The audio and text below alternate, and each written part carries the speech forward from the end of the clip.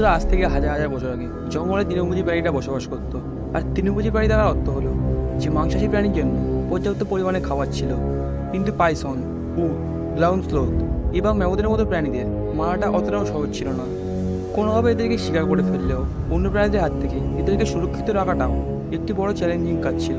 আর এই অবস্থায় মাংসাশী প্রাণীদের মধ্যে খাবার নিয়ে লড়াই হওয়াটা খুবই স্বাভাবিক, যার ফলে এই মাংসাশী প্রাণীদের মধ্যে ভয়ঙ্কর যুদ্ধ দেখা যেত। আর এই লড়াই আরও ভয়ঙ্কর হয়ে যেত যখন তখনকার দিন লড়াই হতো এই দুটি ভয়ঙ্কর প্রাণীর মধ্যে। 25,000 বছর পূর্বে দুটি বিশাল দাঁতযুক্ত সাবেতুর টাইগার এবং বর্তমান সিংহের পূর্বপুরুষ আমেরিকান লায়নের মধ্যে এই শিকারকে নিয়ে লড়াই হতো। যেহেতু এরা দুজনে একই সময় একই জঙ্গলে বসবাস করত আর দুজনেই ছিল খুবই ভয়ঙ্কর শিকারী, তাই এই দুই ভয়ঙ্কর প্রাণীর মধ্যে খুবই ভয়ঙ্কর লড়াই হতো। একদিকে ছিল সাবেতুর টাইগার, যেটি হলো বিড়ালের এমন এক বিলুপ্ত প্রজাতি যেটি তার বিশাল ক্যানাইন দাঁতের জন্য পরিচিত ছিল।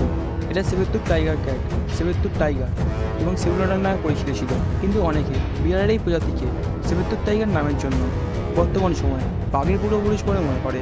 বন্ধুরা, আপনাদেরকে জানিয়ে রাখি, বর্তমান সময়ের বাঘের সাথে সেবেতুর টাইগারের কোনো সম্পর্কই নেই। আর বর্তমান সময়ে কোনো বিড়ালেরও সেবেতুর টাইগারের মতো ক্যানাইন দাঁত দেখা যায় না, যা প্রমাণ করে যে বর্তমান সময়ে সেবেতুর টাইগারের কোনো প্রজাতি অস্তিত্বই নেই। আর অন্যদিকে ছিল আমেরিকান লায়ন। এটি সিংহের এমন একটি বিলুপ্ত প্রজাতি যা আমেরিকান লায়ন নামে পরিচিত ছিল।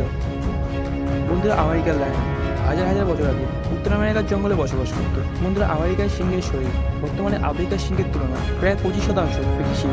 কিন্তু প্রশ্ন হলো যে এই দুই প্রাণীর মধ্যে লড়াই হলে কে জিতবে? বন্ধুরা, যদি আমেরিকান লায়ন এবং সেবাতুর টাইগার এই দুই ভয়ঙ্কর প্রাণীর মধ্যে লড়াই হয়, তাহলে এই লড়াইটি কে জিতবে এবং কে হারবে সেটি আমরা আজকের ভিডিওটিতে দেখব।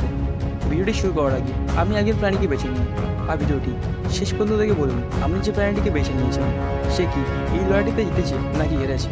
বন্ধুরা, যদি সাবেতুর টাইগারের কথা বলি, তাহলে কুইল জাবুদের মতোই এই প্রাণীটির কোনো জীবাশ্ম নেই, ফলে এদের সম্পর্কে অনেক তথ্য বিজ্ঞানীদের কাছে আজও একটি রহস্য।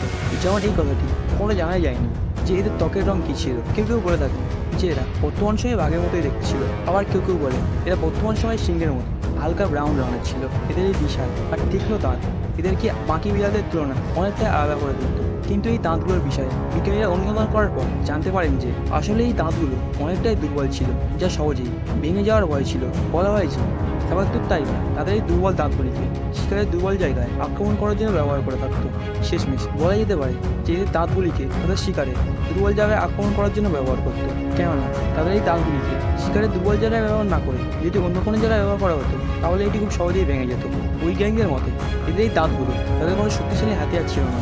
বৈজ্ঞানিকরা বলে থাকে যে এই বিড়ালের ভয়ঙ্কর হাতিয়ার ছিল তাদের এই থাবা, যা বর্তমানে আফ্রিকান সিংহের তুলনায় এতটা শক্তিশালী যে এদের একটি থাবায় কোনো প্রাণীর শরীরে মোটা চামড়াকেও ভেদ করা যেত। এদের উচ্চতা প্রায় 1 মিটার আর এদের ওজন হতো প্রায় 400 কেজি পর্যন্ত। অন্যদিকে আমেরিকান সিংহ সাবেতুর টাইগার থেকে একটু বেশি লম্বা ছিল, কিন্তু এরা ওজন সাবেতুর টাইগারের মতোই ছিল। আমেরিকান সিংহের বৈশিষ্ট্য এবং তাদের চোয়ালের আকার বর্তমান সিংহের মতোই ছিল। বন্ধুরা, সেই সময়ের মানুষরা তাদের অনেক ছবি এঁকেছিল এবং তাদেরকে একটি শক্তিশালী প্রাণী হিসাবে বর্ণিত করেছিল। আর এরা দেখতে বর্তমান সময়ের সিংহের মতোই ছিল, তবে এদের আকারটা অনেকটাই বড় ছিল আর এদের পা অনেকটাই বেশি প্রবল ছিল, যা এদেরকে অনেকটা বড় প্রাণীকে শিকার করতে সাহায্য করতো। আর এদের চোয়াল সাবেতুর টাইগার থেকেও অনেকটা বেশি ছিল, যা তখনকার দিনে এদের বাইক ফোর্সকে অনেকটাই শক্তিশালী করে তুলতো। বন্ধুরা, এই সিংহের দাঁতগুলো অনেকটাই তীক্ষ্ণ ছিল, যা সাবেতুর টাইগারের মতো অতটা বড় না হলেও তাদের চাইতে অনেকটাই মজবুত ছিল। অর্থাৎ লড়াইয়ের সময় সাবেতুর টাইগারকে শিকারের জন্য দুর্বল জায়গায় খুঁজতে হতো। আর এই আমেরিকান টাইগার শিকারের সময় সাবেতুর টাইগারের যে কোনো অংশে তারা এই তীক্ষ্ণ দাঁত দিয়ে আক্রমণ করে ফেলত। আর বন্ধুরা, আমেরিকান সিংহের থাবা সাবেতুর টাইগার থেকে অনেকটাই বড় ছিল আর এদের পা অনেকটা বেশি বড় হওয়ার সাথে সাথে অনেকটা বেশি ফ্লেক্সিবলও ছিল, যা আমেরিকান সিংহের কাছে তাদের অ্যাডভান্টেজ হিসাবে কাজ করতো।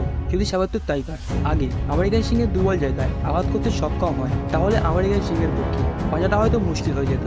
বন্ধুরা, সাবেতুর টাইগারের লেজটি খুবই ছোট ছিল, যা এটির সঙ্গে দেয় যে এই প্রাণীটি হয়তো খুব দ্রুত দৌড়াতে পারত না। আর সেখানে আমেরিকান সিংহের লেজ বর্তমান সময়ে চিতাবাঘের মতোই অনেকটা লম্বা ছিল, যা দ্রুত দৌড়ানোর সময় শরীরকে ব্যালেন্স রাখতে সাহায্য করতো। বন্ধুরা, এরা হয়তো কখনো কোনো তৃণভোজী প্রাণীকে ছেড়েছে বলে মনে হয় না। বৈজ্ঞানিকরা এটি ভেবে ভাবছে সাবেতুর টাইগার বিশাল আকার ক্যানাইন দাঁত দুর্বল হওয়া সত্ত্বেও এরা কীভাবে বিশাল আকার প্রাণীদের শিকার করতে পারত। আর সেই কারণে সাবেতুর টাইগারের হান্টিং কৌশল আজও একটি বিশাল বড় রহস্য হয়ে রয়েছে। আর এটি হতে পারে যে সে হয়তো এতটা শক্তিশালী ছিল যে আমেরিকান সিংহের পক্ষে তার হাত থেকে রক্ষা পাওয়া হয়তো অসম্ভব ছিল। বন্ধুরা, বৈজ্ঞানিকরা এটিও জানিয়েছেন যে এই দুটি প্রাণী দলবদ্ধভাবে থাকতো। যদিও সেবাত্তর টাইগারের ক্ষেত্রে এটি পুরোপুরি জানা যায়নি, কিন্তু এই বিষয়ে এটি কোনো সন্দেহই নেই যে এই দুই প্রাণীর মধ্যে ভয়ঙ্কর লড়াই হতো। কিন্তু আমেরিকান সিংহ সেবাত্তর টাইগারের তুলনায় অনেকটা বেশি দ্রুত ও আক্রমণাত্মক হওয়ায়, যার ফলে তারা সেবাত্তর টাইগারকে সহজেই ধরে ফেলতে পারত আর লড়াইয়ের সময় হয়তো খুব দ্রুত পালিয়েও যেতে পারত। আর সেই কারণেই হয়তো সেবাত্তর টাইগারের তুলনায় আমেরিকান সিংহ দুই হওয়ার বেশি সম্ভাবনা ছিল। বন্ধুরা, আপনার মতে এই দুই প্রাণীর মধ্যে লড়াই হলে কে জিতবে অবশ্যই কমেন্ট করে জানাবেন। তো আজকের ভিডিওটি এই পর্যন্তই। ভিডিওটি ভালো লাগলে লাইক করবেন এবং চ্যানেলটিকে সাবস্ক্রাইব করবেন। ধন্যবাদ।